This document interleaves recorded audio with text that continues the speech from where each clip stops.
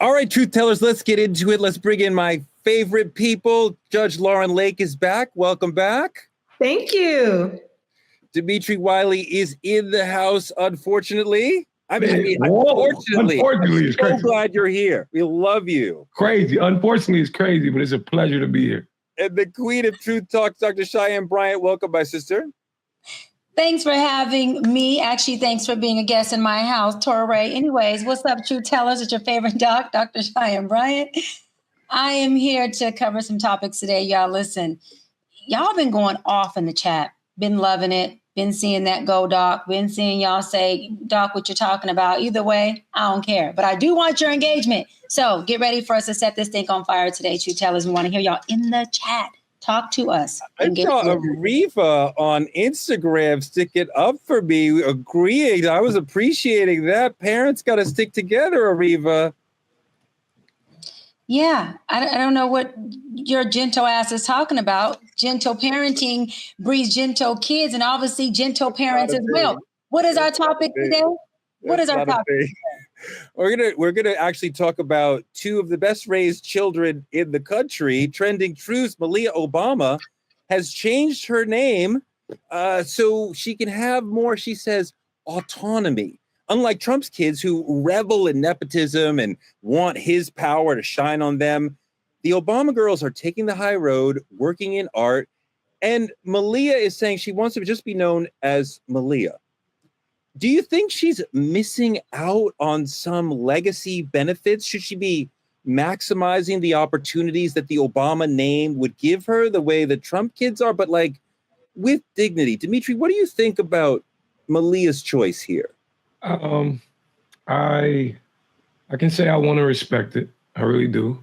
But to keep it honest with you, if I had a name like Obama, that's my last name, I would use it on every resume, every studio session, every scholarship, every job interview, everything. I'm using it to walk through every single door that's been locked for people that look just like me. Every last one of them. Like, you know how many times I had to be twice as good with like half the chance of actually getting what I was reaching for? You know what I'm saying? Like, to me, you best believe I'm a user. And the thing about it is, it's not to cheat. It's not the idea that I'm using it to cheat, but it's simply to even the playing field. Like, we talk in the Black community all the time about building legacy and breaking generational curses and XYZ.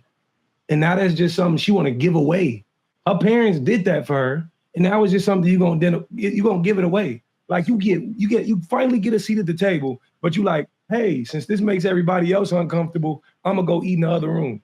I really don't get it. It could never be me. I'm gonna be honest with you. Because the moment they put it in my face, I'm walking through the door and I'm bringing everybody with me. That's me personally. Well, Lauren, I understand what the young brother's saying. It's hard enough for us to get into any game that we should use whatever advantages we have. And if our parents have gone out into the world and done things that make our name ring out positively, then we have a right to use that. And people do that in every culture. The thing for me with this story is Malia cannot erase Obama from her name. She may have literally done that, but everybody knows who she is. Every time she shows up in every room, everybody knows Barack and Michelle are her parents. So even if the name Obama isn't on her page, her letter, her phone call, her email, because she doesn't ever need a resume, ever. She just calls and says, this is Malia, I would like a meeting. And it's going to happen. So, I mean, what she's trying to do, you can't really do, Lauren. Right. And so as I thought about this subject, I actually said to myself, I can't wait to hear what my good sis, Dr. Bryant, says, because there has to be something else going on here. Maybe emotionally, maybe her feeling about what comes with the name that maybe I don't feel like dealing with all the time, right? Mm-hmm. To Dimitri's point, I think there is a legacy behind it that could work in her favor. And I mean, I agree with you in many respects. You know, I grew up in Detroit. As I've said, both of my parents were college educators. I ended up working in the legal field as an attorney and then also in entertainment. They didn't do either of that. So I'm literally putting this together stick by stick on my own for the last 40 years. I would love it if I had a parent that could help walk me into certain rooms. However, there is probably a level of baggage that we don't understand because we didn't have it, right? That they may carry, and I'd also like to say that it may be that she is excluded from rooms and she's excluded from places because of people who don't care for her parents. That's also a possibility. So I would say, and I would lean into, it's a personal choice that we have to respect, but to Ray's point as well, she looked just like both of them. I mean, you know what I mean? Like she's a perfect little smoothie, and it will be hard to get away from it. But look, it may not be forever. It may just be for a time in her, what is she, in her 20s now, early 30? What are they now? Yeah. It may just be for a time for her to feel like she can express herself. Or last point, be a part of projects that maybe her name being associated with, maybe she doesn't want. What if she wanted to create content that was extremely provocative, or if it was sexual, explored sexual topics, and maybe she doesn't want to include her father's name in that, just to have him be separate. I am just making up things. Sure. But those are thoughts that have come to my head as I thought about why a young woman would want to, in many cases, divorce herself from a name. And it's just the name. It's not her family. It's just the name. Doc, what do you think? I mean, I think that what she's seeking is a sense of normalcy. And I think that's okay. She grew up and they were raised in the White House as the first Black family to be in administration as a president. And listen, I am nowhere near in the celebrity status as the Obamas. Okay. I'm just little old Dr. B who was entered into this celebrity space. And I know for sure that my brother and my mother and even my best friends, they are at the point, and it's only been, a short amount of time, where when we go out places and people want pictures, or we're at a concert and people are at the restroom and standing in front, and they're absolutely nice. And they're telling me they love my work and they're so kind and they're fans of mine, that they are already going, we need a sense of normalcy, Doc, or we need security. We've been in line to purchase drinks or food, and fans came over and said, I love your work. Let me buy you guys a drink. It is a beautiful gesture. But everyone I'm connected to is directly impacted and affected by my work, my brand, my celebrityness now, and me doing what I do. So tying it to Malia, I just feel like if baby girl wants to have her own identity, that is perfectly fine. If she wants to feel a sense of normalcy, so like Judge Lauren said, when she goes places that Obama doesn't either inflame or deflame things for her, I think she has a right. And I respect her decision to say, listen, love what you've done for me. Doesn't mean I still won't name drop when need be in the room to say, you know who my daddy is, you know who my mother is. But as a young Black woman, she has every right to say, I want to make my own path. I want to make my own way. And I don't want to have to say that everything I'm building is only built because of the name Obama. I think there's something special about saying, as a young woman and Black woman, that I'm building this thing brick by brick. And I know that I have support. And I know that I have a family I can stand on. Sure. But it's okay to do that. And I think the normalcy piece is what they're really seeking. And I'll land on this, because those girls went through a lot when he was in office. They're still going through a lot. And it's not just the positive stuff, rhetoric that they're getting. They got a lot of backlash by being the first Black president of the United States of America's kids. These are not normal kids with the normal last name at all. I think she deserves the right to have that normalcy. No, I get it. You can't not be yourself. You can't not be Malia Obama. We all know who you are. She's a filmmaker. She walks in the room. They all know who she is. People want to work with her, partly because she seems very smart and very poised and very capable and very talented. And we should want to help a young person who seems all those things.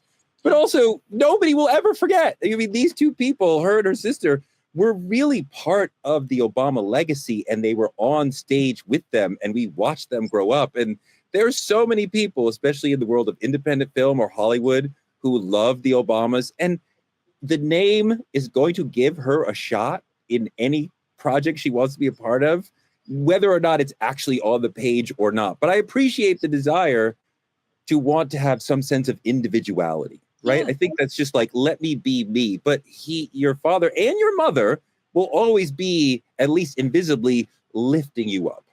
Of course. And that's okay. You got folks whose parents aren't the Obamas who, Judge Lauren Lake's father, rest in peace, my father, rest in peace. We're standing on their shoulders. They're always lifting us. I know if I told my father I want to divorce this last name, he'd be turning, flipping, and rise from that grave because he's big on the Bryant last name. And so I personally couldn't do it. My dad would be disappointed, but kudos to Malia and the Obama family for allowing their daughter to have her own discovery stage and go into her own self-discovery mode. You make a good point because, when I went to college, I started going by one name. And my parents never flipped. My father never flipped. He was like, I completely understand. Fuck that slave name that we don't know where it's from. And we gave you an African name that is so unique that you can roll with that. And the whole thing was like, this is what you chose to give me. This other thing, we don't know where it's from. I found out later in life, the person that I was told is my grandfather was not my grandfather. It's this other person who you never got to meet is actually your grandfather. So the literal line is broken. But my father, and I understand what you're saying about your father, but my father reacted to a totally different decision in a totally different way. And he totally embraced and loved. And he felt affirmed by it because he had been part of the decision to give me this unique name that stands out even without a last name. I love that, Ray, because the truth is paternity matters beyond the name, right? It is just a name. Think about it. For women as well, I don't have my father's last name, although, I am a living, breathing extension of his legacy, and I live that out every single day. I've created an entire show about that, but I don't carry his last name. I actually got married. I took that last name, and then I kept it because I was working. I think maybe for women as well, there is a thought that we ultimately may or may not take our future partner's or husband's last name anyway. We can always add our father's last name in as a middle name. We got options. So I think, right. And so that's why I said, kind of give a young woman a space to do what she feels like she needs to do because she feels like she wants to do it without, thinking that it is some type of, her being critical of her family or wanting to divorce herself from her family. I love y'all. I agree with y'all. I'm just over there with it. I'm on the other side of it. I think if she grew up on the opposite end, the opposite spectrum, and she saw what it's like to not have a name that actually rung a bell and that could walk you into a room, she'd completely be looking at this differently. I think it's the way she grew up, how fast she had to grow up with that name, because she was introduced to stardom as a kid or popularity as a kid. If it was any other way, she'd be looking at this completely differently. Because she doesn't see privilege. She may view it as a burden. And I understand. Give me a little privilege. Sprinkle it on me. Give me some nepotism. I would be LeBron James Jr., Jordan Obama. Give me all of it. Every last name you got. Give me all of it. I respect it. And I might be more like Dimitri with it, really, if you gave me, God forbid, you gave me that sort of privilege. Let me move on to our second story. Where Black and brown lives collide or don't. In response to the ICE raids, activists have launched a freedom ride caravan in defense of immigrant rights. But some Black influencers are saying, is this entire ICE immigration even our fight? Let's look at this video. We are the entire civil rights movement, okay? Every ounce of liberty any minority group got in this country, it was as a direct result of us being hosed, beat, and having dogs sicked on us year in and year out for decades, okay? Simply put, without getting in the nuance of the why, it's somebody else's turn. And who that somebody else is, that ain't none of my damn business. That's between all the other groups who ain't had a chance to be the line leader yet. I don't give a damn whether it's the Hispanics, the Asians, the Polynesians, the Planet of the Apes, or the terracotta flower pots. I don't give a damn. Y'all fuss amongst yourselves and figure out which one of y'all want to carry the baton, because from where I sit, and no fault of their own, all y'all hoes have ever done up until now is showed up to the party and you didn't bring nothing. I understand that a lot of the people who are getting deported and whose families are being torn apart, they were unable to vote. That those are not the people who voted, and they are receiving the back end effects of what the people who could vote. And while I may not understand everything about the Latin American diaspora, I know enough to know that, bitch, y'all got one thing in common, and it's the fact that you're Latin. All right. And your Latin brothers and sisters, the ones that came into the state the right way, the ones that they wanted to come in and their parents were immigrants, but they want to shut the door for the rest of y'all, the ones that married white and bred some of that Latino out of them, or the ones who are looking to marry white, or the ones who are like, you know what, I'm a minority, but not like this, just like this. You need to be calling them. Y'all people did this. Latino voters were the swing vote. Latino voters was the swing vote. Doc, he makes an excellent point, and there's a lot of Black people since the election and through the months since then who have felt the same way about, like, we have fought for this country so many times and we're tired and we don't want to do it anymore, and somebody else do it. A lot of people keep saying this. What do you think about this in regards to the ICE, just this ICE specific situation where, you know, we have Black people saying maybe we shouldn't because it's not our fight? What do you think about that? Well, as a Black and a Latina, let me be specific, Mexican, Hispanic woman, they said, you know, y'all are next, in reference to Black people being next. And I yelled back at the Juneteenth event over the weekend, we were first. And everybody Black got to applauding and said, yeah. Why do I say that? Because we're never next. We're always first and always fighting for something that we need to shift and change because of our disparities, our marginalization, because of the modern day slavery that's still going on. Do I believe that we should be out fighting at the level that we do when it's our fight? No, because I don't think that this is our fight. Let me go deeper. This is going to hit a lot of people, and I'm okay with that. The racism between Black and Latinas or Latins is much more deeper, just not louder than it is between Blacks and whites. That is a conversation for some reason we don't have often enough, and we're not having loud enough. There's a lot of Hispanics that don't and have never cared for the Black community at a deep-rooted level. And there's a lot of white people who ally with us a lot more deeper and further than the Latin community. And when I say Latin community, I'm not talking about the Puerto Ricans, the Dominicans, because there are a group of Hispanics, when I say Hispanics, Mexicans, who would deem them as niggas alongside Black people being niggas. And so when we're talking about Mexicans and Blacks, that has been a deep-rooted race war that is not talked about. I talk about this with NAACP.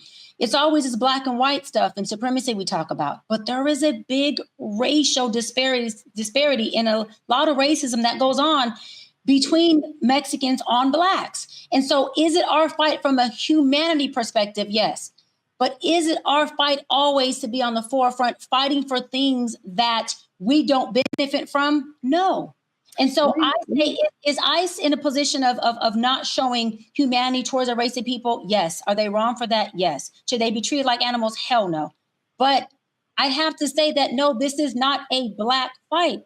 This is exactly that. This is a Hispanic fight. And we can stand in allyship, but I don't think we need to be at the front of the ship. Just how I feel about it. Again, and my family is half Mexican, and that's just how I feel about it. No, I respect the position, and you have every right to that position, and a lot of Black people agree with you. I think that it is our fight because I think that justice anywhere is a threat to justice everywhere, right? And that is something that Dr. King has talked about. And my allyship in these sort of situations is not transactional. It's not, I'm not supporting Latinos or immigrants because they supported us. I'm supporting what I think is right. no matter what direction that they go. I'm going to fight for the justice that I believe should exist. I want to roll a clip of an African business owner who said that his Latin employees were plotting against his Black employees. Let's look at that. Who are working in my company. I'm a Black man. I own a company. I hire a Latino. The Latino comes back and complain about the African Americans because the Latino thinks because I'm African, I don't have any relationship with the African American. The Latino comes to me and tell me that you are an immigrant. I'm an immigrant. That African American cannot work. I have Jose, I have Gonzalez, my brothers who know how to work very well. You need to fire the African Americans and I will bring a lot of hardworking Latinos who work for your company. This is my company as a Black man. My company. I was a contractor at Quantico Marine Base in Virginia. A contractor for General Electrics. And the Latino workers that are hired, they are snitching on the African American workers that are hired for me to fire the African Americans so they can bring Latinos to take their place. Dimitri, do you feel like when you watch a video like that, when you hear the stories that like Dr. Brian is talking about, that do you feel like the Latino community, the Hispanic community are truly our allies? Not exactly. No, I don't. No. This is me being very transparent. First off, before I get into that, can I say how proud of that business owner I am? Because for once, I seen Black support Black, and if you know the actual heritages and things around that nature, to be African American and support African Americans and seeing us all as one. First off, applause, because he didn't have to take that stand. But Torre, you said something earlier. You said an injustice for the Martin Luther King quote: "Injustice everywhere is a threat to justice. The injustice anywhere is a threat to justice everywhere." Now, I do believe you. I feel you. I get it. It resonates through my bones. But I don't quite feel like anybody should use that quote against me when you want my Black body to be on the front line. Like the question becomes, where was all this in 2020? Where was the Latino Black Alliance in 2020? Because if I remember correctly, there was a lot of them who actually sided with the cops and with the Karens and all of these things. But now it's Black and brown power unity. But when we needed that back then, I ain't hear from too many people. It was crickets back then. You know what I'm saying? And all I'm saying is, if you want us to fight with you, you got to fight with us. Black pain is an ongoing thing. So I just can't put my fight down and come fight for yours.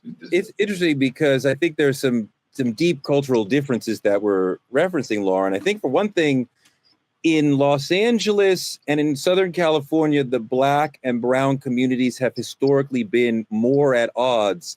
And in New York City, the Black and brown communities have felt politically aligned and have fought together more often. So when I think about back to 2020, I feel like a lot of brown people were out there with us. But if you were in California, you had a different experience, then maybe that was different. But Lauren, there's a lot of reasons I think that are valid about why Doc and Dimitri and others maybe feel the way that they do. And I think some of it is like, I want to hear your thoughts, but some of it is like the way that we feel as people of color. Some Latino people don't look at race in the same way, that they're putting other things like religion or wanting to be American or whatever, like the way that we wear race on our sleeve and it's a defining political factor for many of us.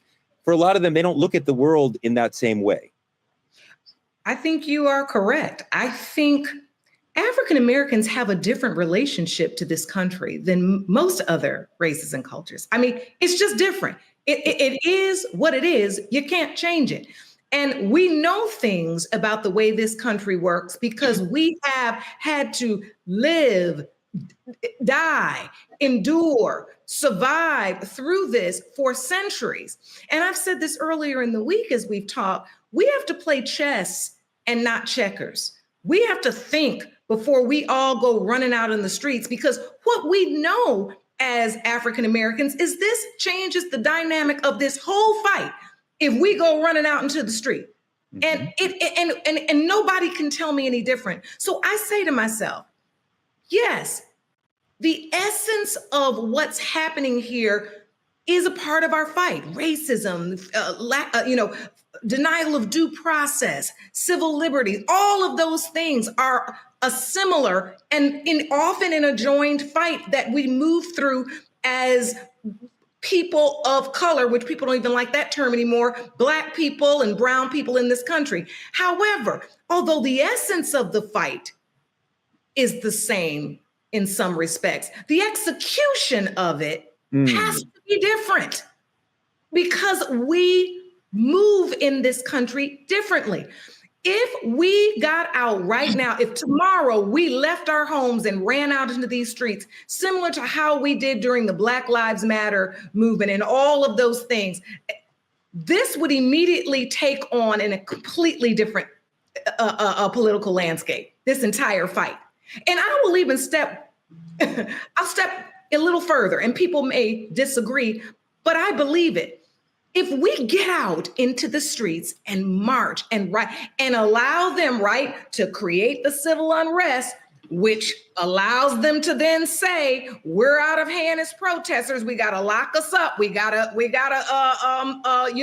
get the pellet guns out constantly and do all of the things to us, it changes the issue. I think right now, there are other ways that Black people who are believing that they are a part of this fight and this fight is there can help and aid in this fight. And I don't think it's necessarily to do what other people think we should do. It's for us to understand that we have a different understanding of the way this country works. And it's also to remind people that we did align ourselves with all people of color in those voting booths. We did. And we told everybody, this is how we don't get here, is we vote like this. But many people didn't want that form of allyship. So you don't want to align with me when we can do it safely from the voting box and all return home to our families. And yet now we yell and scream and we've got to align so that we all go on the street when we know it's our sons, our fathers, and our brothers that's going to prison and that's dying. That's the history of America that is real. It hasn't changed. Doc, it does feel like a politically self-inflicted wound in that so many of our Latino brothers and sisters, Latina sisters, voted Republican, and now this community has a massive political problem. Listen, again, as a Black and Latino woman who fights as president of NAACP for Black and brown rights, and I stand on a mountaintop and I do it, I'm allowed to use my platform to do it. I truly believe that the Hispanics voted heavily for Trump because they dislike Black folks, especially Black women, so much that they rather vote for a racist white man or even possibly a dog than vote for a Black person. And if that ends up being something that people get upset with, I'm okay with that because I'm here not to be liked, but to speak the truth. I have been in a family split with Mexican Hispanics and Blacks. Black people have never had a problem with Mexicans, have never had a problem with the Hispanic Latin community. Our problem has been with the white folks. We know that. We talk about it all the time. We've never had a problem with them. Mexicans have always, and again, I'm Hispanic. I love my brown people. I'm on the West Coast. I'm in LA. They've always had an issue with us. We are always fighting for policies and legislations, including DEI, that work and serve everybody else. And then we are the last people in line that they shut the door on and say, Torre, there was 2,000 spots for this. And all of the other colored people got them.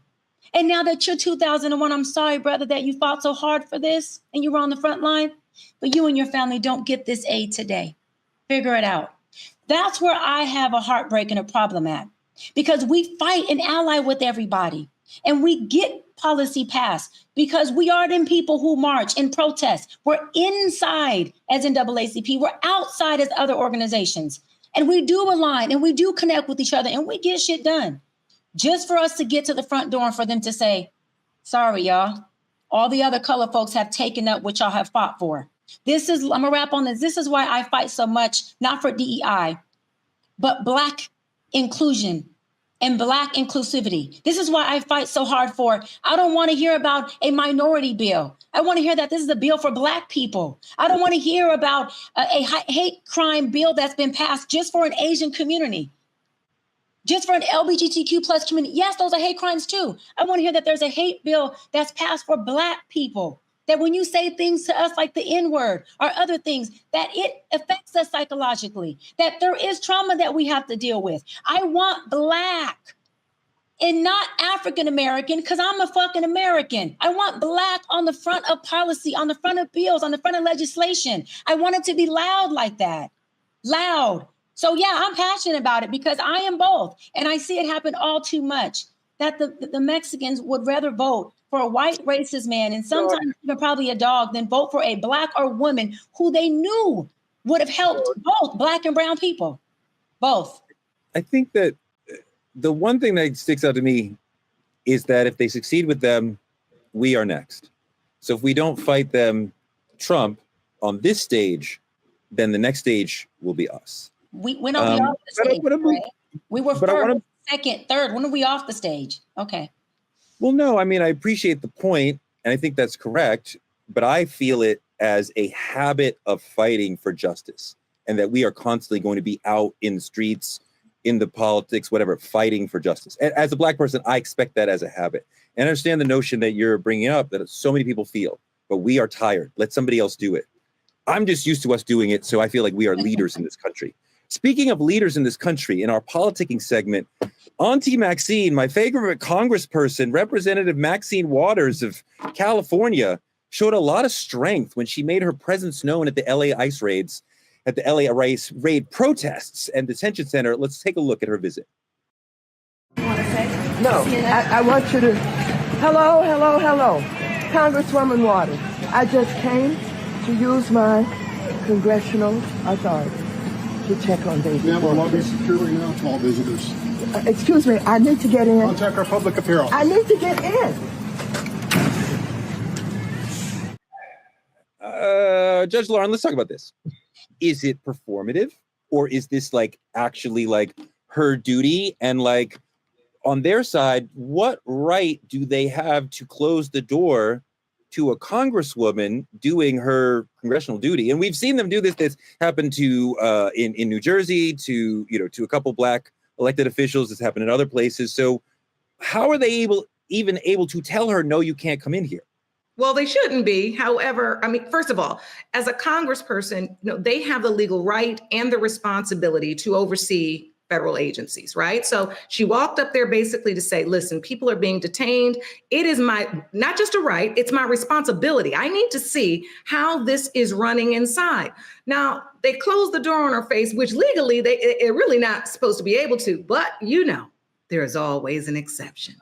And one of the exceptions is always in the interest of safety. I think in this instance, they cited that there were like 1,000 protesters or something outside, and there was a climate that wasn't conducive. And if she gave them a little notice, legally, she really doesn't have to give them notice. But under this exception of if there's, public safety issues, they can ask that she make an appointment. What we really see happening, and, I was thinking to myself, as we've been talking this week, Lauren, you got to stop saying they out here just doing anything they want to do. And this is me talking to myself. Yeah. But the truth is they really are. It's like, I want to align this somehow legally and put this in a nice little Tiffany box for everybody and tie that white bow neat. But you can't. These fools out here doing anything they want to do. I mean, Lauren, as a person who's dedicated her life to the law, to see the administration repeatedly ignoring the courts has got to be dismaying to you. No, it's when I tell you all the conversations that I have with my girlfriends, the legal community, even male, lawyers that I know, we're all just kind of like, ain't this something? Ain't this something? I mean, this law school we've been going to and law school loans, the majority of us still paying off and everything else. And you watch this system walk in and basically crush everything we learned to be the process. And it's real. It's happening in front of our faces. What's the kids say? They play in your face. That's what we feel like, right? And we're sitting here now trying to figure out, as you asked so beautifully the other day, Trey, well, when is it going to be enough? Like, and how do we get to that point? And again, to my point that I keep saying, what's the chess game here? Because if we just roll out into them streets, we're going to give them a reason to start shooting and dragging us in. Now we're preoccupied trying to get our nephew, our cousin, our brother, and everybody out of jail, and we ain't in on the fight. So I'm going to tell you this with all sincerity. We're in some uncharted waters right now, where people are really in, and I'm big on this because, look, I make a living talking. And yet I do feel like sometimes it's just too many people running their mouth, right? When we need to be in some quiet rooms, we need some think tanks. We need to get somewhere quiet in the basements of some churches and figure some things out. And everything don't have to be, publicized. Our ancestors worked in silence. It was called the Underground Railroad for a reason. We knew the power of a covert operation versus an overt operation. And I think to get ourselves out of that, we're going to have to do a little of that. Dimitri, the sister makes a fantastic point that there are other people who perhaps could join the fight. And I understand the value of Auntie Maxine in this moment. She is one of the most famous Congress people there is. So when she shows up, she brings cameras with her. News media says, let's run that footage. Footage of Maxine getting the door shut in her face is very dramatic. CNN, everybody's going to run that. A younger congressperson may not be able to bring the cameras and galvanize the community. It may not hurt people as much. We've seen Maxine fighting for us for years and decades. So when she gets rejected this way, it viscerally hurts. Somebody who we have a younger relationship with isn't the same. But at the same point, we would like to see the younger generation step up and the newer elected officials step up. And we've seen Jasmine Crockett, who we love, and Cory Booker and AOC and Hakeem Jeffries, my congressman. But we need more. Where's the rest of your generation? First off, I'm finna go look for him. I'm gonna talk to him for you. I promise I'm finna go look for him. But there's a couple things I want to address in this as we look at this video. First off, y'all doing my TT Waters like this is insane. I'm talking about absurd. Like, this woman ain't been out here holding it down since as long as we've been alive. I'm talking about you too, Torre. You know what I'm saying? She got time in the game. She done fought Reagan. She done fought Bush. She fighting Trump. She fought everybody.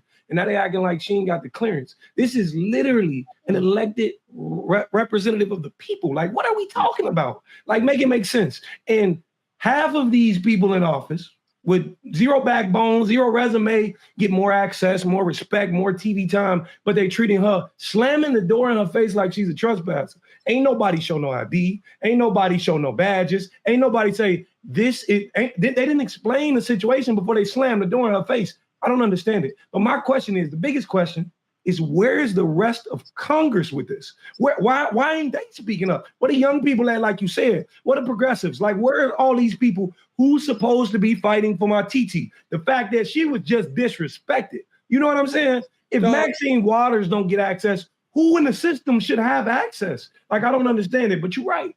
You're right. It's time for some younger people to step in, but they should be more mad that someone of this stature is getting declined rather than, you know what I'm saying, than anything else. They should be mad at that first, and then we get mad at everything else. Is this performative or is this effective? Definitely performative. Definitely performative. I think we do need young leadership. Why? Because we need some folks that actually get pissed off. I think the career politicians, I think that they are tired. I think that they are trying to show this very graceful, astute way of leadership. And it looks good. It's performative. It's transactional. Looks good on camera. We need some young folks to get in there and get pissed off. I'm not saying get violent. I'm saying be passionate, be pissed off, have a different oomph for what's going on. They arrested our state senator, Alex Padilla. You arrest a senator by saying they didn't know that he was a senator. But that's a lie, because the person that escorted him in there introduced him as Senator Alex Padilla. I was with our Mayor Karen Bass yesterday, having conversation on strategy and how do we start to strategize with Los Angeles and so forth, and her lifting the curfew or not lifting and what that looks like. And she said it. She said, they're trying to create civil arrests. That's exactly what they're attempting to create. You're arresting a senator. You have threatened to arrest the mayor and the governor of this state. And she said very clearly, she said, I believe that he is attempting to see how much they can get away with in the second biggest state and city in the U.S., because the biggest Democratic state, California, if they can get away with it here, guess what? They can get away with it anywhere. Why do they want to create unrest? You know why? I brought it up to the mayor. I said, you think that they're pushing for martial law? And of course, as a mayor, I want to make sure I protect her as well. She didn't want to use that word because she doesn't want to put out a fear factor into her citizens. And I understand as leadership, but I can use it. And she said, I think they're trying to create a civil arrest by showing that we're out of control, by showing that the elected officials down there can't even handle their city. She went and put a curfew, and a curfew means what? We're out of control. And so again, the attempt to create a very hostile martial law environment so he can call this martial law and be into this dictatorship is what he's attempting to do. And let me tell you why, because you have the folks on the street saying LAPD should back off. They should not be out here. They should back off, right? But if they back off, who do you think takes over? The Federal Bureau. Who do you think takes over? The feds. Right. The mayor was talking. Come on, sis. The mayor was talking about this. She was telling us, if you want the LAPD, the city to back off, the feds. Who feds? Who? The 300 National Guard? Who? That's the 700 Marines? Who are already here? Who are already here? This is the point. Who are already here?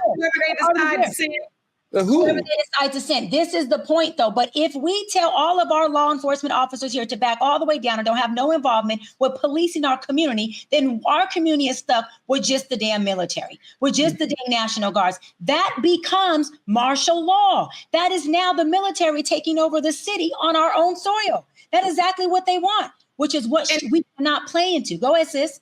I just have to say this because when you said performative, it came to me that sometimes the performative thing is necessary, right? So while people might think she's being performative, she's old school. I'm going to go in there, and if they let me in there, I'm going in. If they slam the door in my face, they may feel like Dimitri. But whatever it is, I'm calling attention to what's going on. What she's saying is I'm not afraid to go knock on the door. And I say this, and look, I'm old, so I keep bringing up old stuff, but it's who I am. Emmett Till's mother was performative. She left his casket open. Yes. I could cry right now. I just got a chill that went down my back. Ain't no way in the world I want nobody to see my baby like that. Yep. But I do that for the greater good, to show people this is what happened to my son. Somebody has to have courage enough to know every Black person sitting at those Woolworth counters willing to get spit on and hit were performative. We were performing a nonviolent act so that we can shame people and let them see what in the world is going on and how wrong this is. And so, and as you can see, I'm a dramatic individual, so I don't knock a little performative. So for all the people who's saying Auntie Maxine just going up there being performant, shine on. Yep. Okay, my sister, somebody got to be willing to step in the light and catch the heat and get the door slammed on them. Yes. Just like our ancestors were willing to be the ones getting spit on and spat on, I should say, and clubbed and beaten. That is what we have to do to show what's going on. Lauren, that was really powerful and beautifully said. And you're absolutely right. So much of Black history has been performative for a revolutionary value, right? There's nothing performative on purpose. Performative on purpose, exactly. The world would not be the same if Sister Mamie had not made the decision that she made, that so many parents would have had a hard time making. But thank God she made it, and thank God Jet shot it, and thank God they published it, and that became a story that changed the civil rights movement. Yeah. Let's move on to our main topic: sane-washing. Everybody wants to talk about mental health until it's time to talk about their own stuff. Even Trump is throwing therapy words around like he's a victim. He is not. And Black people are out here trying to heal from the systems that he helped break. It's not healing. It's like sane washing. Like talking about how mental health is being hijacked to dodge the truth, to dodge accountability, to silence people. Let's go there today. Let's have that conversation, because nowadays it seems like everything is a trigger and people need more accountability. We have a whole trend called sane-washing, where people weaponize mental health language to avoid responsibility. And they use it, it's like therapy talk turned toxic. We got a video about this. Let's take a look at that video. How does it happen that a man who speaks the way he speaks, deranged sometimes, delusional sometimes, some of the things he posts on Truth Social, his website, you cannot repeat on American television. You wouldn't repeat the words in front of your children. That's who he is. How did we get here? How did the Republican Party get here? And I have to tell you, and I hesitate to say this, and I don't know whether Jonathan or Willie or Donnie would agree with me, but there's a false equivalency going on in the coverage of this race, in that Donald Trump can say whatever crazy things he wants to say about submarines and sharks and electric batteries, whatever he wants to say. And it's not really covered in the sense that it's covered describing who said it, why he said it, and who the man is, Trump, out of his mind. And always in that story, in the equivalency, the false equivalency by too many reporters and too many American newspapers, there's also, by the way, Kamala Harris changed her mind on fracking. They always throw in something like that in coverage of the story. It's ridiculous. We don't cover the man for how dangerous he is. Dimitri, my friend Mike Barnacle is absolutely right. We are doing a lot of sane washing, is that Trump or others say something crazy and then we explain it in a way that's not crazy because we put it through almost like a filter and say, no, I understand. No, but that's not what he said. Areva Martin on the show was talking about sane washing is making irrational people and their irrational ideas look normal. That is not good for society, Dimitri. Well, I want to start here. First off, if this is who we have to sane wash, why the fuck is he president? That's just me. No more F-bombs for me, I promise. But I'm not going to make this about Trump. I'm going to make this about the cover-up. I'm going to make this about what mental health is now turned into. I believe in therapy, really do. I've done it, still in it. And from where I'm from, that's a really big step, right? Because we taught to man up, don't cry, pray about it. Anything other than therapy. Therapy was viewed as this negative thing when I was coming up. But now, I think therapy is being used as a new language for manipulation.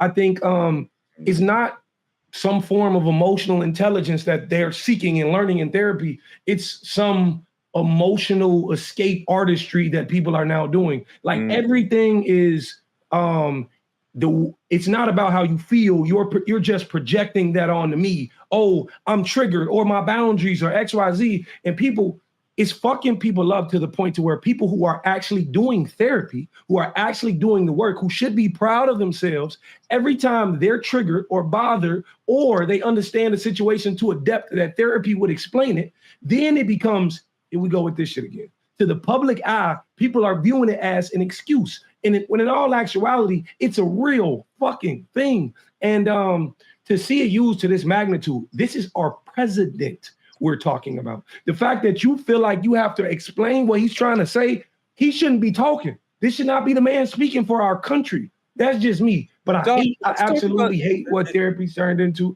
Well, the use of it, it's utterly disturbing. Doc, let's talk about sane washing from your perspective in the mental health field. It seems like many people are weaponizing things like boundaries and other popularized aspects of mental health to escape accountability and to push others, to silence other people. What do you think about that? Yeah, totally. Well, so there's two different sane washings on the corporate level and on the interpersonal level, right? So at the corporate level, which I would tie more to Trump, or elected officials are on the business level, they use it so that they can obviously manipulate people to have them in the space and in the environment that they need them in so that they can get the performance and the transactional responsibility or expectation of them, right? And then it happens at the lower level of the interpersonal relationships where people are using mental health words and terminologies and diagnoses more as a way to say, look at me, I'm the victim. And as me being the victim, I want to be able to pull you in to do these things that I need so you can help me because I'm the victim. I have this mental health diagnosis. I have these characteristics. I'm triggered.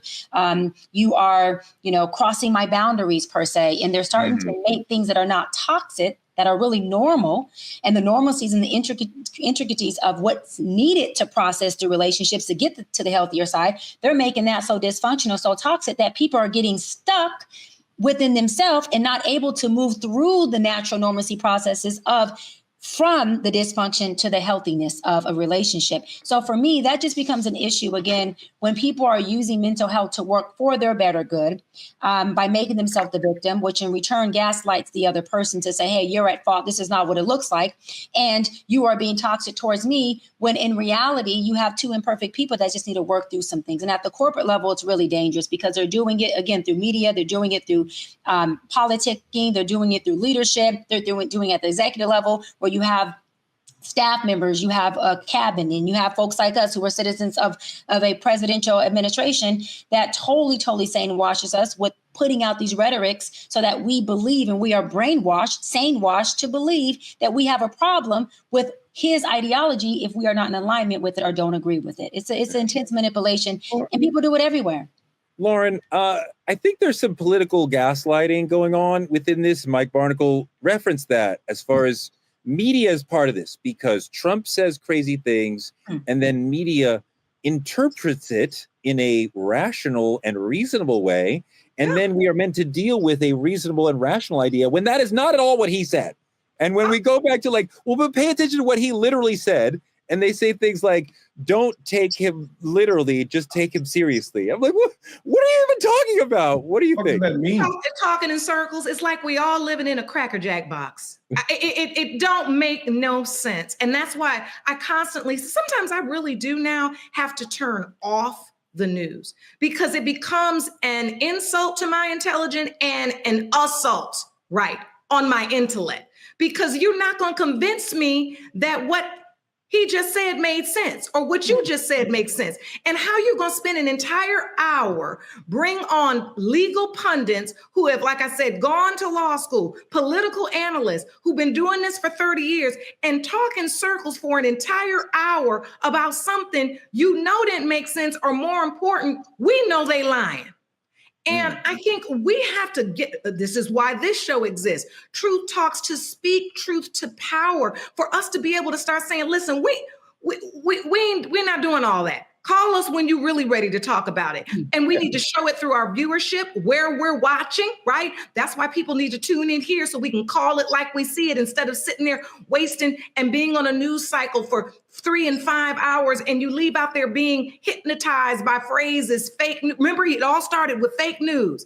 That was like the quintessential gaslighting. Anything that he didn't agree with, anything they didn't like, anything that was contrary to their agenda was fake news. Right. Fake news. Right. Like, alternative facts. Exactly. As if, okay, even if it's an opposing opinion, is that fake? Or is it an opposing opinion? It's a real opposing opinion. It's not fake news. So we've been dealing with this for a long time. And I think we have to be able to kind of look, it starts personally, as Doc said. It's not just in the political landscape, it's even in our own homes. I'll end at this. I mean, you see the kids now today. How many times have I heard a parent, say, oh, well, so-and-so, they need to take a mental health day, so they stayed home from school. Or what? Ain't nothing wrong with them. Ain't nothing wrong with them. No, all right, Lauren, I was with you until then. You lost me at the end. But Doc. No. Let me finish my point. Because kids have learned to even weaponize that phrase against their parents. And it's to Dimitri's point. Some kids might need the mental health day because they need it and there's something they dealing with. But what we've learned now is tell your mama, tell your dad and them, just tell them you need a mental health day. And then you can just stay home. And I'll stand by that. 10 toes. If I had 20, I'd stand by it. I got your other 10. Yes, I got your other 10. Some people, for sure, they're teenagers. You give them an inch, they'll take a mile. That's it. Some people are taking a mental. I've had it in my own home when I'm like, I was conned in the morning, and then in the afternoon, I'm like, you weren't really. But I do think it is important to respect the children, and when they say something is wrong with them mentally or physically, that we have to listen to them. And even if they con us or they were not telling the full truth, the notion that the adults around them believe them when they say something is wrong with their body, mentally or physically, is a very important lesson for them. But Doc, I want to get to you. I want to get to you on the notion. He's into gentle parenting. He gives an unlimited leash. So we'll have a whole episode on that. He's gentle in that area. So we'll do another episode on that. We'll do a full episode because I'm not for gentle. We have a lot of on the gaslighting. So I was only speaking about it as it becoming a weapon that they're using to gaslight, not the fact that certain children really do need a mental health. And we know kids do it all the time. Kids learn to manipulate by parents who are gentle, who allow them to manipulate them and fall into their tactics, and it only hurts the child. The gentle, children will manipulate any kind of parents. They're not. It's not just parents who are understanding and loving toward them. Also, parents who are harsh toward them. It's not that one side is going to get tricky. Let's get back on topic because harsh and discipline are two different things. And we know you're triggered by harsh and abuse. We can have a whole episode on that because I want to talk about that. But let's get on topic because gentle parenting is effective in certain areas, but discipline and obedience is needed at all levels in your life, as a kiddo, as an adolescent, and as an adult. But Dimitri, part of what we're dealing with is Black people saying, and sort of embracing this notion of sane-washing and sort of like, are we healing? Are we sort of hiding? Like, are we really trying to deal with like trauma? Or are we like just hiding from that? Yeah, it's a toss up. They're like she says, Cracker Jack boxing is getting a little confusing. It's getting hard to tell the difference these days because everybody's using it. But can we talk about the I like to call it the Candace Owen effect? I don't know if you guys know what I'm referring to, but it's the idea that Candace Owens, I don't know if y'all actually hear her speak, but a lot of times she's using phrases like victim mentality, personal accountability, stop being triggered when she's speaking to people. And it all sounds deep on the surface, but like she's really dismissive to like systematic oppression and shit that we've actually been through. In all actuality, Candace Owens looks like what white America would want us to look like. You know what I'm saying? She's using it to her advantage.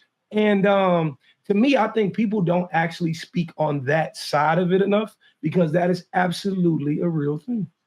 Wait, Dimitri, do one more line for me. I wanted to catch that point. You say because she's appearing in this very, like how you believe white culture receives us more. What pretty face, the straight hair. No. She's just what are you saying? She's just a political performance artist who says things that white people want to say, so that she says racist things. Right?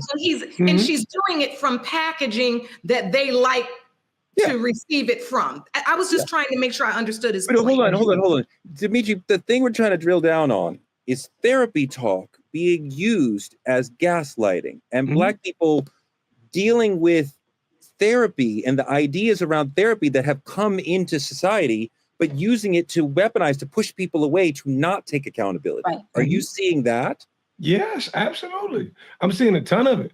And it's even in the phrases you use in these conversations. When you throw therapy in somebody's face and you say, I think you need to stop there's some people I know, and I'm not gonna, get too personal, but you hear people all the time on the internet saying, you need to look inward. You are actually the problem. You're these things without knowing any knowledge of what's going on in these people's lives. The moment you say somebody's victim blaming, or the moment you say maybe the problem's inward and you should reflect in, you're using all this therapy analogies to push aside what they've actually been through. Yeah. And all I'm saying is, if you really pay attention to how Candace always delivers her messages, it's in that format. So it makes her seem like she's completely against everything we've been through. So, I mean, Doc, where are Black people going astray on this? It's because I think as a nation, Black people, everybody's like, moving slowly toward acceptance of these ideas around mental health, taking it seriously in our lives. We've seen it go from something that people did not take seriously to something people take very seriously. But a lot of Black people, Charlemagne the God, are like, yes, I can't wait to go to therapy. Everybody should go to therapy. So this notion of sane-washing, how does this resonate for you? I mean, I think I agree. I think therapy should be a lifestyle for all of us. I don't think it's a black or white thing. I think it is a great preventative measure, and folks use it too often as an intervention, which I always say is oftentimes too late. But I see clients in session with me all the time, Torre, using therapeutic terms, clinical terms, to plead their case with me as the provider on the other side, saying, you know, this triggers me. This is how I felt. The reason why I responded like that and was abusive, whether it's emotional or stonewalling or physical, was because I was a victim in this area. Victim or not does not negate the fact that abuse is abuse, right? Yeah. Sure. Victim or not, or however you felt, does not negate the fact that you're responsible for the way you responded or you reacted. I have a saying where I always say feelings cause problems, emotions don't, because it is healthy to feel, which means you identify your emotions. I feel sad. I feel mad. I feel frustrated. Perfect. We want to know you're human. Let's identify those emotions and let's figure out what you want to do with them. But once you let your emotions, how you feel, get into your feelings, we have problems because then you're reactory. Then you're functioning at a low level where you're not able to regulate your emotions, and that causes a problem. And what people do is they get into a low functioning state where they can't regulate their emotions because they don't know how to identify their emotions, and they're in their feelings. And guess what happens? They want to say, well, the reason why I'm this way, Torre, is because you're talking about gentle parenting. No, doc, you are inflamed because you may be triggered with the gentle parenting word. Or no, Torre, you're triggered maybe because you've experienced abuse in the past. Let's talk about that. Let's not talk about how you and I are victimizing each other by our difference in opinions. You and I are not victimizing each other, Torre. We're having a difference in opinion about a topic that one or both of us could be feeling triggered or feeling passionate about. So what I'm saying is people need to learn to stay on their square, take responsibility for what they put on it, and not say that you are causing me to feel a certain way, because emotions are something that are normal. What I choose to do with them is my free will and my choice. And I'm not a victim by you because I am responding in a way based on what you've said or what you've done to me. I have free will, and therapy teaches you to use your choice and use your process before you produce a response. Lauren, I think that Trump is being sane washed by media quite often. And a lot of what he does that is abnormal, media is like, you know, they find there seems to be a way of normalizing it.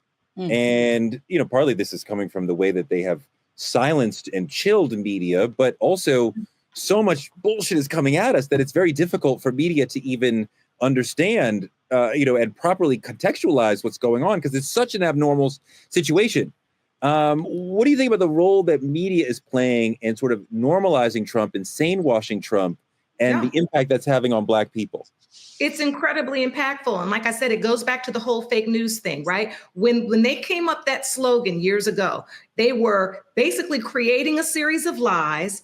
And then anytime someone called them out on their lies or cited something that was contrary or either disproved what they were saying, it was fake news. Anything coming from the other party was fake news. And it became this kind of, I call it, I guess I use the word okie doke because I'm old school, but it's gaslighting. That's really what it is, where you know what you heard was a lie. But when you say that's a lie, they say you're fake news. And the next thing you know, you sitting up there going, now I'm the one that's getting called fake, right? And you the one that's lying. And I don't think media really, in the interest of trying to make money, get ratings, right? I think we press you remember how the old school songs had the extended play? You know, the song. I do. I remember that. Radio version. Okay, I know. Okay, y'all only do the short songs. But it used to be when it was the jam, honey, good old Earth, Wind and Fire, Stevie Wonder, we had the little short radio version. And then you could do extended play where that thing might have played for 12, 13 minutes. I think what media has done has pressed the extended play, right? Because our media cycle is 24 hours a day, we're now talking in circles all day. And it's the perfect breeding ground for gaslighting because media has become a circus of talking in circles to keep people engaged and showing the drama and the lies to draw people in. We're almost now a victim of the landscape we've created is now killing us, right? Yeah. Everything has to be shock value. Everything has to grab your attention. And so how many times throughout the day do we see them reinforce a bold-faced lie? Now, last point. The average person listening, are they deductively reasoning? No. Are they critically thinking? No, they're just hearing the same video, the same thoughts play over and over again, and people are internalizing those as truth. I'll leave it to Dr. B to tell us how that happens. I just know it is. Yeah. No, yeah, you're right. And there's Black politicians who are participating in this. Nate McCall, Byron Daniels, there's Byron. The sane washing is leaving people misunderstanding the reality that we are in. As Mike Barnacle was talking about at the top, that they are unable to understand how dire the situation is for Black people in particular, for our democracy. There's one of the enemies of our democracy now to tell us that insane things, cruel things, bizarre things, unconstitutional things are, well, Trump has the power to do that. That's just what happened. And we need a much more critical conversation about the news we're getting rather than telling people what happened. Tell them this is wrong. Tell them this should not be happening. Tell them this is extremely dangerous for the entire future of our democracy. Victoria, that's called programming, though. What you just described is programming. That is what cults do. They program. Candace Owens has taken a long time for people, especially Black people, to finally take a liking to her because through her programming process, where did Black people take a liking to Candace Owens? Where did that happen? Hold on. Candace Owens was just on, I don't want to name the wrong, not Morgan Pierce, was another big show. Jody knows what I'm talking about. And she had millions of live views and people were literally in the chat, Black people, just rooting for her. So I'm back. What I'm saying is it's programming. And what media is meant to do is program their viewers so that their viewers now have a message that's on autopilot. And that autopilot runs even when that media is no longer running. So that person innately becomes drawn to the same type of rhetoric or narrative or programming that media is manipulating them with. This is why you'll find that your algorithm on your phone or on your television tends to pick up on the same things that you've been watching, or you tend to gravitate towards people, circumstance, things, and TV shows or YouTube, whatever you watch, that you have already been watching. Or if you buy a car, you tend to see that same car on the road over and over again. When you leave a relationship, people tend to date the same vessel or similar experience. It's called programming. And what we have to do here at True Talks, and as Black folks who are in media, we have to reprogram our people and the people connected to us in proximity to us to understand our narrative, to be able to be on autopilot about the things that represent who we are and the things that work for our community. Because folks like Candace Owens may not be liked by many of us on here, but if you go to her page, there's a shitload of people globally who she's converted to agreeing and liking this Candace Owens and her message of programming. And go to her page. I must be confused about which Candace Owens she's talking about. Dimitri? Yeah. I just want to make this clear because I don't want to leave anybody confused or room to understand what we're hitting on. The idea of this is that the media is saying, oh, Trump's just misunderstood. He's dealing with the pressures like everybody else. They're trying to dumb him down to a humanistic standpoint to where you can understand it. And they're doing it through therapy and things like empathy and all these things. And you got people, us, falling for the okie doke, saying things like, well, Trump gave us a check when other people didn't, or like, I don't like Trump, but at least he's honest, or, he's keeping it real and Biden was fake and all these things. But then you have Nate and Byron actually attesting for this, saying things like, Trump did more for Black people than any other Democrat or XYZ or blah, blah, blah. But Trump knows exactly what he's doing. And he knows what hand it is to play to get you guys on his side. And I think, in my opinion, it's a dangerous thing when you see Black men actually advocating for this. Why? That's programming. Because people believe, oh, it can't be racist if it's a black man saying these things. Oh, this is a black intellect. So we should agree with this. And then you got people who are pulling that side of, and they're falling for exactly what it is. So all I want to say is be very conscious of who's pushing these messages and what messages they're pushing, and understand that this is a president we're talking about here. Yeah, indeed. Well said, Dimitri. That's our show for tonight. Thank you so much for hanging out with Truth Talks tonight. Like, comment, and subscribe on our YouTube channel at Truth Talks-Live. Watch us simulcasting right here on the Black Star Network after Roland Martin Unfiltered. We love his lead and appreciate his support. Support Black media at Cash App, Truth Talks Live, or any of the links on your screen will help us support the show. You can also support us by advertising with Truth Talks, like our friends at the Playpad in Atlanta, Georgia, who reach our over 10 million person audience by working on our social platforms. Small businesses and influencers can partner with us by visiting truthtalkslive.com. Hair Maniacs loves the show, loves Dr. B, loves supporting her in her beauty journey. Tell them about your hair, Doc. Well, listen, y'all, I done told them about my hair every show. Every time you see my hair, know that this is my hair. And this is Hair Maniacs. That's what it is. But it's not just hair. I also use their edge control. They have a really amazing growth oil that I not only put on my hair, I put on my eyebrows as well. It thickens my eyebrows. And it literally has thickened my hair. I already have thick, natural, curly hair. They also have a curl mousse. I mean, these folks have eyelashes, anything glam you could think of. They have for those who were lace front wigs, or you want to wig it down. Sometimes when I'm on set, I allow my glam squad to put wigs on me. They have this really good wig spray glue. They have a wig glue that you set on 30 minutes. That glue stuff is off. Take that lace wig off, honey, and go to bed and put that scarf on.